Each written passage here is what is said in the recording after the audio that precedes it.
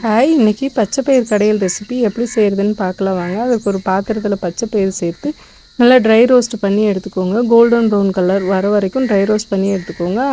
அதோட 4 தக்காளி சேர்த்துக்கோங்க, 5 பல் பூண்டு, 1 ஸ்பூன் சீரகம், சிறிதளவுக்கு மஞ்சள் பொடி, ஒரு கைப்பிடி அளவுக்கு சின்ன வெங்காயம் சேர்த்துக்கோங்க. எந்த அளவுக்கு சின்ன வெங்காயம் சேர்க்குறீங்களோ அந்தளவுக்கு இந்த ரெசிபி நல்லாயிருக்கும். குக்கரை க்ளோஸ் பண்ணி 5 விசில் வச்சு எடுத்துக்கோங்க.